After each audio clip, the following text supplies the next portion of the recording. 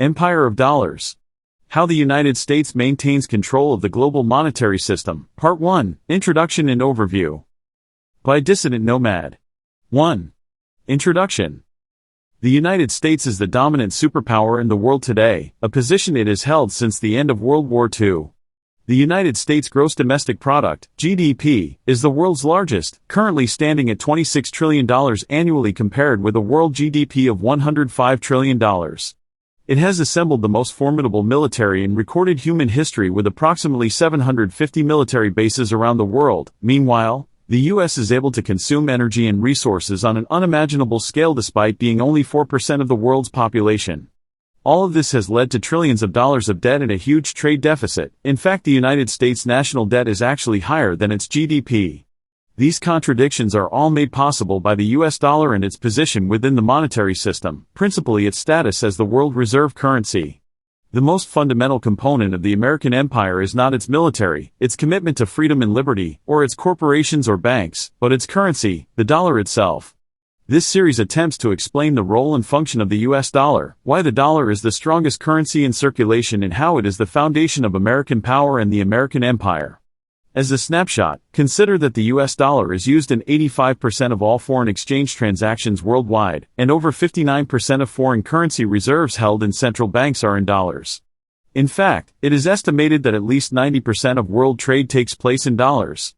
The dollar is the currency of choice across a range of markets including for goods, services, assets and many more, and it is the benchmark pricing mechanism for commodities. With a few notable exceptions, oil is traded in dollars only. Meanwhile, U.S. bonds and treasuries are widely regarded as the safest, most liquid financial assets available. The institution that is responsible for issuing the dollar, the Federal Reserve is, in my opinion, the single most powerful institution in the world today because as the primary issuer of the U.S. dollar, it has absolute control to set value and to determine market conditions in the global economy. As I will go on to illustrate, it is no understatement to say that world trade, international finance, and the global economic system all revolve around the US dollar. In total, the United States of America has the most powerful commercial banks, the biggest economy, the most powerful central bank, the most liquid financial markets, the most in-demand and highest traded financial assets, the primary pricing mechanism for commodities and a virtual monopoly on the currency that oil is traded in as well. This is what I am referring to when I use the term the dollar system, various parts that form a self-reinforcing cycle of power and dominance. It is the most total and dominant financial system the world has ever seen. This is all owing to the position of the US dollar as the world reserve currency, and preserving this is critical to America's ongoing status as the global superpower. America's military, cultural, economic, political, corporate and banking dominance is pyramided on top of this system. By that I mean that America's influence in these areas would naturally decline if the dollar lost its central position in the monetary system. Ultimately, without control of the monetary system, the United States would not be as powerful and influential on the world stage as it is today. The dollar system has survived numerous geopolitical realignments, the rise of China, the introduction of the euro, the two oil shocks of the 70s, global pandemics, the Great Inflation, war, terrorism, the 2008 global crisis and more. Over time, the dollar system has only gotten stronger. Americans are taught that they are the global superpower and that their country is so successful because their people are dynamic and creative as well as hardworking and patriotic. These are some of the key aspects of what has come to be termed as American exceptionalism. Another popular line of discourse is that America is committed to freedom in a way that other nations simply are not.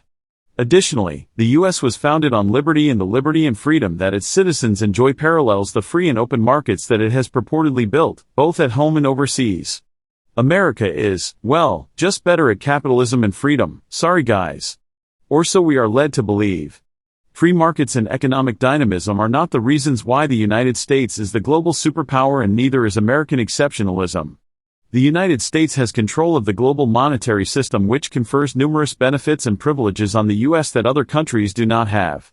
Simply put, the reason why the United States is the uncontested hegemonic power in the world today is because the U.S. can print, borrow, issue, and spend its own currency in international markets without having to worry about a ruinous devaluation of the dollar and suffering a total economic collapse, which other countries simply cannot do. This is because the very structure of the global monetary system means that no matter how many dollars are in circulation, the demand for the dollar ensures that there will always be buyers of dollars and dollar-denominated assets. Only the US can do this because only the US dollar functions as the world reserve currency and only Washington can issue the dollar freely. Currently, there is a lot of talk in the international press about the role and the future of the dollar, with many countries seeking to bypass the dollar and use local currencies in trade and finance. Will China decouple from the dollar? What would happen if Saudi Arabia abandoned the petrodollar? Will the BRICS coalition bypass the dollar altogether? Vladimir Putin referenced the privileged role of the dollar in his now infamous Empire of Lies speech at Red Square, in Moscow, in late 2022. Meanwhile, in February 2023, the State Council of China launched a scathing attack on the United States and how Washington abuses the privileges that dollar hegemony grants them, being able to run up huge deficits and using the dollar system to plunder the resources of other nations. Russia has the most nuclear weapons and tanks, China has the most active soldiers, but America has the dollar. Many who have challenged the dollar's hegemony have met with a violent and brutal end, such as Muammar Gaddafi of Libya and Iraq's Saddam Hussein. Gaddafi had designed a gold-backed, multilateral Pan-African dinar, a direct affront to the dollar, and Hussein had switched oil transactions from dollars to euros 18 months before the U.S. invasion, the first OPEC country to violate the petrodollar arrangement since it began. In 1975, Henry Kissinger stated that the U.S. was prepared to wage war over oil. In 1980, President Jimmy Carter said that the U.S. would be prepared to repel any enemy in the Persian Gulf, called the Carter Doctrine. It was designed in response to growing pressure and instability in the region owing to the Iranian Revolution and the Soviet Union's invasion of Afghanistan. Subsequently, the rise to prominence of the neoconservatives in Washington has pioneered a more aggressive foreign policy that advocates for direct military intervention to protect American interests abroad.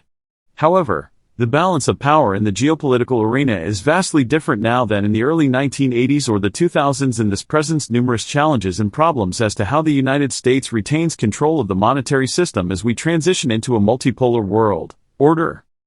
An overview of the dollar system. I have a three-part series that looks at the origins of the dollar system and the historical events that led to its creation. For reasons of practicality, I will not go over them in too much detail here, but for some perspective, it is perhaps worth alluding to two events in particular. The first of these is the Bretton Woods Conference in 1944, where the US dollar was made the world reserve currency, which meant that the dollar would be the principal medium of exchange in international trade and finance. The second occurred in 1971, when President Richard Nixon removed the dollar's link to gold unilaterally, ending the convertibility of overseas dollars into gold and thereby removing the last remaining constraints on money creation and any monetary obligations the United States had to the international community. Our money used to be tied to gold and, as such, governments and central banks couldn't just run up all the deficits they wanted but instead had to act with discipline and restraint. However, that all changed in 1971 with Nixon's landmark decision. Now, money creation is no longer constrained by any external obligations. The dollar is unique because it is both a fully elastic, floating currency and one that, as the world reserve currency, is backed by near infinite global demand as well. World reserve currency status means that the US dollar is the chosen medium of exchange for goods, services, commodities, trade, travel, investments, central bank holdings, and much more. The volume and frequency with which the dollar is traded means that it is the strongest, most liquid currency in circulation. Low interest rates and permanent demand for the dollar is what separates the US dollar from other currencies.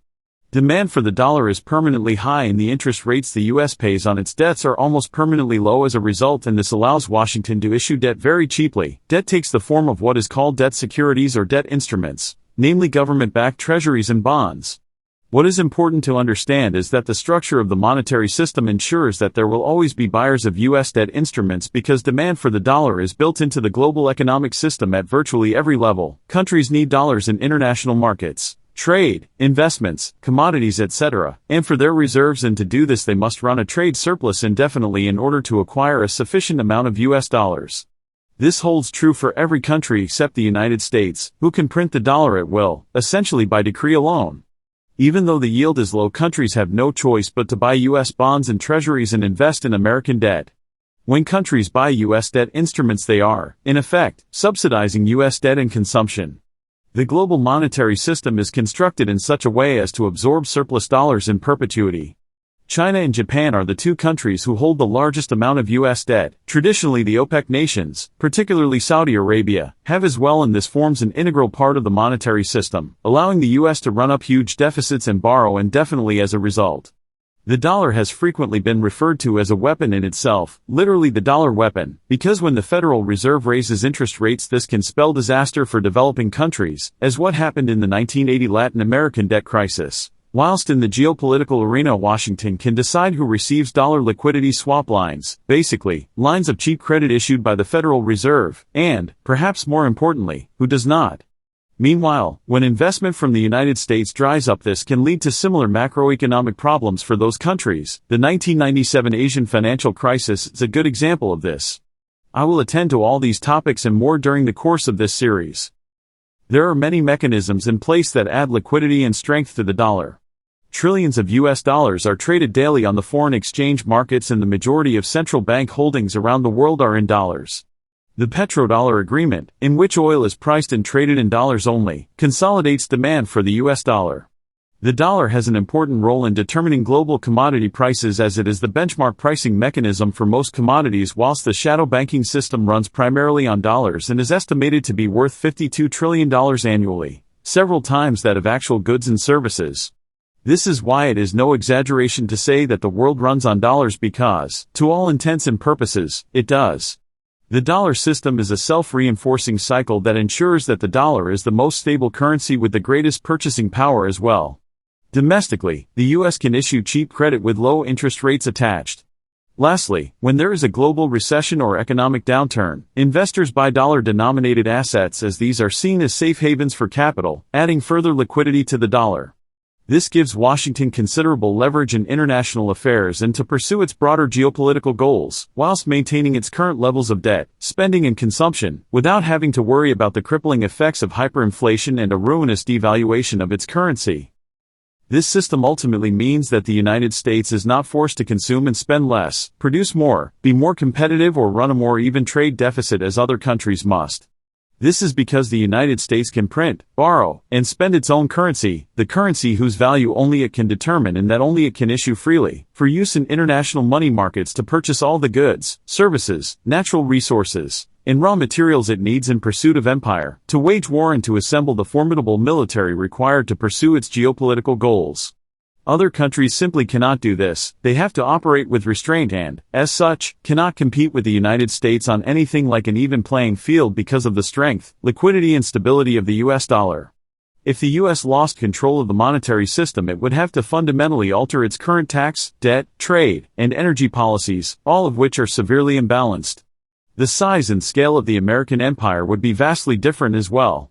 In fact, it is no exaggeration to say that the entire balance of power in the world would be radically different without the dollar system. As one might expect, all of this has huge geopolitical implications as well. Countries that fall within the orbit of America's imperium are afforded numerous benefits and privileges, such as the extension of dollar swap lines, which is what happened during the 2008 global financial crisis, but nations that openly challenge the dollar system, and American hegemony more broadly, are cut off from vital organs of the global economy. Iran, Venezuela, and Cuba are some notable examples, and are subject to ongoing embargoes, boycotts, tariffs and more. In fact, since 2000, U.S. sanctions globally have increased by more than 900% according to some estimates. Future installments of this series will look at a whole range of topics including everything I have mentioned till now and much more: the petrodollar, interest rates, the role of China, the Federal Reserve, commodities, OPEC and exploring the idea of the dollar weapon. There is a lot to unpack. I am not sure how long this series will take, probably a while, but, alas, starting is half the battle and that much I have done.